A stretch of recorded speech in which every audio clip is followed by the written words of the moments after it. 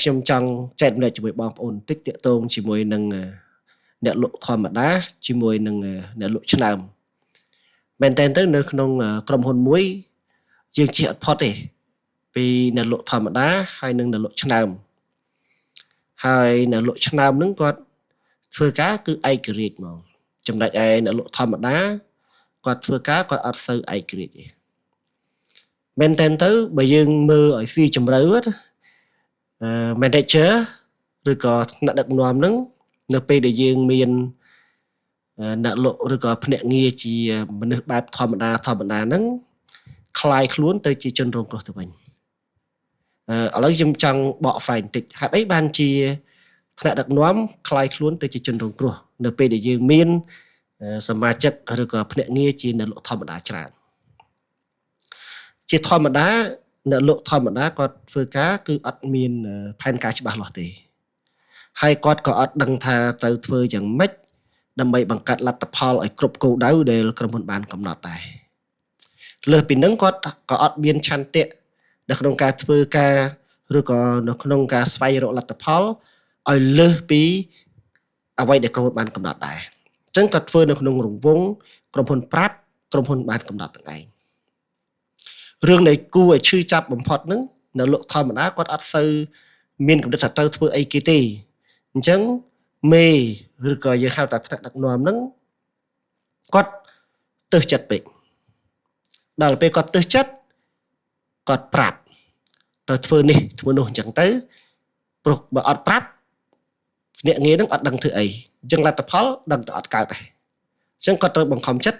ប្រាប់ឲ្យធ្វើនេះធ្វើនោះអ្នកខ្លះពេលដែលប្រាប់ទៅក៏ធ្វើអ្នកខ្លះប្រាប់ទៅក៏ធ្វើមិនដឹងធ្វើមិនលឺប្រាប់ទៅក៏ដូចជាមិនសូវជាយកចិត្តទុកដាក់ធ្វើតាមដែរលើសពីប្រាប់ទៅគាត់ក៏ចាប់ដើមប្រើតែម្ដងបើណាយើងប្រាប់រៀងស្រាលទេចុះយើងចាប់ដើមប្រើដល់តែប្រើទៅក៏ធ្វើដែរធ្វើទាំងតម្ងត្មោកធ្វើឲ្យរួចតែពីដៃដែរហើយលទ្ធផលក៏មិនដឹងទៅជាស្អីដែរ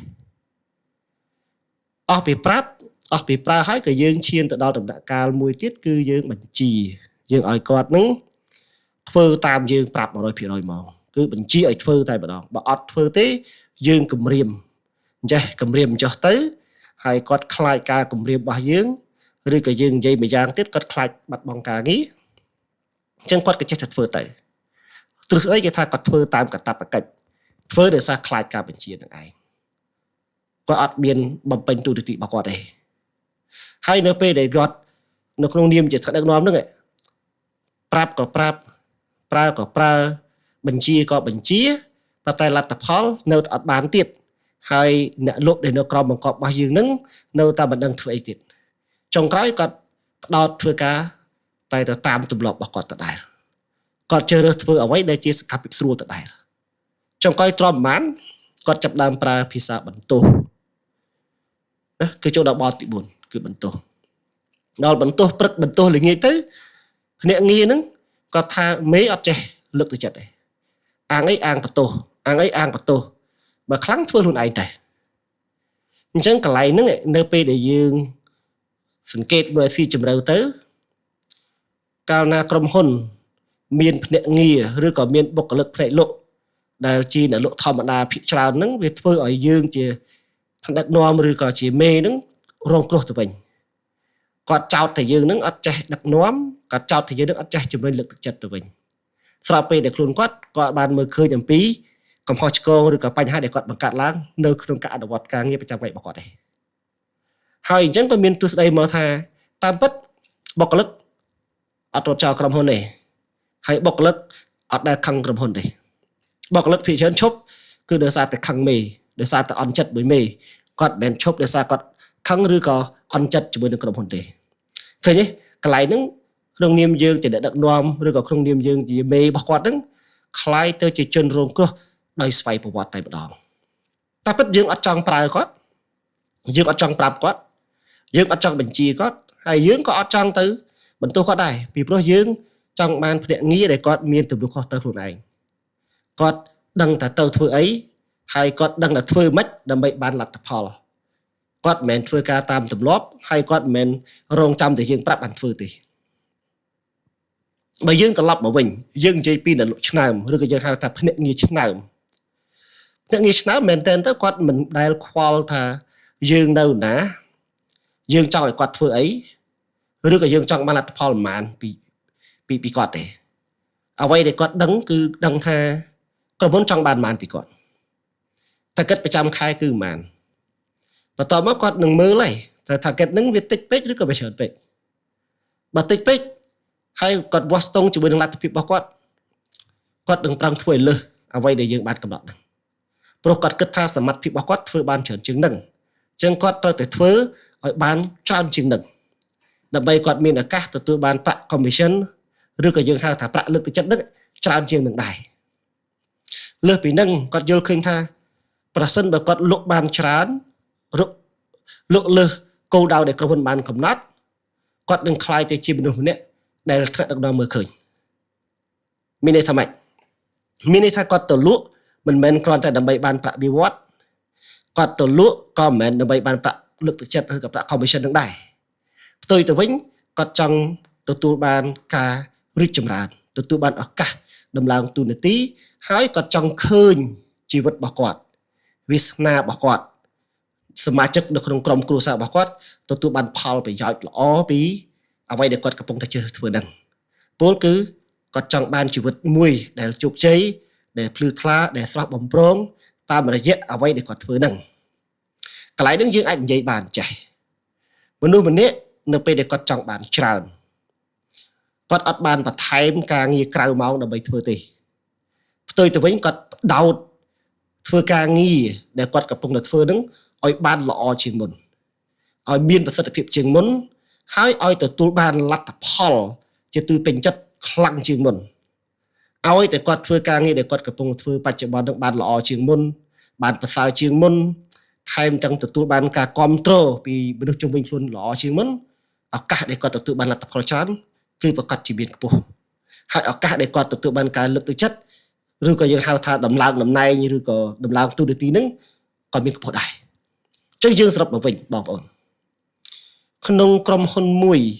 ដែលមានភ្នាក់ងារលក់ធម្មតាច្រើនថ្នាក់ដឹកនាំនឹងខ្លាយទៅជាជនរងគ្រោះដោយអត់ដឹងខ្លួនហើយដោយស្វ័យប្រវត្តិក្រុមហ៊ុនមួយដែលមានភ្នាក់ងារលក់ជាអ្នកឆ្នើមនោះដែលគាត់មានទំនួលខុសត្រូវចំពោះខ្លួនឯងថ្នាក់ដឹកនាំនឹងខ្លាយទៅជាមនុស្សបកែដោយស្វ័យប្រវត្តិដែរអញ្ចឹងបើយើងបានមនុស្សធម្មតាច្រើនយើងនឹងរងគ្រោះដោយអត់ដឹងខ្លួនបើយើងបានមនុស្សល្អឬក៏មនុស្សឆ្នើមច្រើនយើងនឹងខ្លាយទៅជាវីរៈបុរសឬក៏យើងខ្លាយទៅជាវីរៈវរីដែលអត់ដឹងខ្លួនដូចគ្នាខ្ញុំចង់រំលឹកចុងក្រោយបន្តិចក្នុងស្ថានភាពពិតយើងអត់អាចដកខ្លួនចេញពីស្ថានភាពនឹងបានទេក្នុងនាមជាអ្នកដឹកនាំក្តីក្នុងនាមជាម្ចាស់អាជីវកម្មក្តីភ្នាក់ងារដែលយើងមាននៅក្នុងដៃដែលយើងបានគ្រប់គ្រងដែលយើងដឹកនាំនឹងតែងតែមានពីរប្រភេទនឹងជានិច្ចអញ្ចឹងតើយើងធ្វើម៉េចដើម្បីកាត់បន្ថយអារម្មណ៍ stress របស់យើងនៅពេលដែលយើងមានបុគ្គលិកឬក៏ភ្នាក់ងារដែលធម្មតាច្រើនដែលបង្កបញ្ហាច្រើនដែលខ្ជិលច្រើនដែលរងចាំយើងប្រាប់រងចាំយើងប្រើច្រើនផ្លូវគឺយើងមានបងប្អូនអ្វីដែលយើងត្រូវធ្វើគឺបន្តដុសខាត់ខ្លួនចិត្តគេថាបន្តដុសខាត់ផ្លូវចិត្តរបស់យើងនឹងឲ្យស្ងប់ស្ងាត់តិចទៅឲ្យរលូនតិចទៅឲ្យសម្លឹងមើលចក្ខុវិស័យនឹងឲ្យវែងឆ្ងាយតិចទៅពលគឺធ្វើម៉េចឲ្យខ្លួនយើងនឹងមានចក្ខុវិស័យឲ្យវែងឆ្ងាយតិចហើយយើងត្រូវតែទទួលស្គាល់ថាវាជាធម្មជាតិរបស់ប៉ុណ្ណេះវាគឺជាការពិតមួយដែលអត់មាននរណាម្នាក់កិច្ចផុតទេដូងមួយធ្លីវាមានតក់មាននាលនៅក្នុងហ្នឹងអញ្ចឹងបុគ្គលិកដែលយើងដឹកនាំមានល្អនិងមានអត់ល្អនៅក្នុងហ្នឹងដែរអ្វីដែលយើងត្រូវធ្វើរក្សាល្អឲ្យបានមានន័យថាយើងព្យាយាមបង្កើនសមត្ថភាពឲ្យអ្នកល្អនោះឲ្យគាត់កាន់តែល្អថែមមកកម្រិតទៀតហើយយើងព្យាយាមជួយអ្នកដែលគាត់ធម្មតាដែលគាត់ខ្សោយហ្នឹងឲ្យកាត់បន្ថយឬក៏ឲ្យលុបបំបាត់ចំណុចខ្សោយរបស់គាត់ហើយផ្ដល់ចំណុចថ្មីដែលល្អឲ្យគាត់ដើម្បីឲ្យគាត់នឹងអាចបន្តដំណើរទៅមុខជាមួយយើងផ្ទុយទៅវិញបើយើងព្យាយាមផ្ដល់ឱកាសឲ្យគាត់យើងបានបង្ហាត់បង្រៀនគាត់នៅតែអាចទៅមុខជាមួយយើងបានយើងក៏មិនគួរស្ដាយសំណោះអីពីដែរមែនតើទៅយើងអាចសម្រេចចិត្តឲ្យគាត់ទៅបានដោយសារអីដោយសារយើងបានព្យាយាមជួយគាត់អស់ពីសមត្ថភាពរួចហើយគាត់ខ្លួនឯងទេដែលអត់ព្រមជួយខ្លួនឯងអញ្ចឹងមនុស្សដែលយើងព្រមជួយគាត់ប៉ុន្តែគាត់អត់ព្រមជួយខ្លួនឯង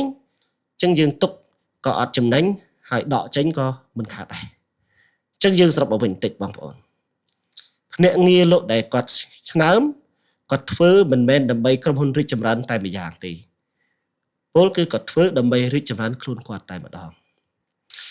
បុគ្គលិកឬក៏ភ្នាក់ងារធម្មតាគាត់ធ្វើ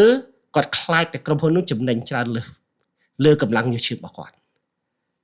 ថាមិនត្រូវគាត់និយាយថាបើចង់ឲ្យខ្ញុំធ្វើច្រើនជាងហ្នឹងឡើងប្រខែខ្ញុំសិនមកខ្ញុំនឹងធ្វើឲ្យបានច្រើនជាងហ្នឹងបើឲ្យប្រខែខ្ញុំប៉ុណ្ណឹងខ្ញុំធ្វើប៉ុណ្ណឹងបានហើយអញ្ចឹងកន្លែងហ្នឹងយើងអត់ស្រួលបានទេបងប្អូនយើងប្រកាសជាឈឺក្បាលហើយយើងនឹងខ្លាយទៅជាជនរងគ្រោះនៃអិយាប័ត្ររបស់គាត់ហ្នឹងអូខេអញ្ចឹងអរគុណច្រើនបងប្អូនមានអីបងប្អូនអាចត្រាប់ជា comment បន្ថែមទៀតដើម្បីយើងអាចបែងចែកឬក៏ជជែកគ្នាអំពីប្រធានបទនឹងបន្ថែមអូខេអរគុណ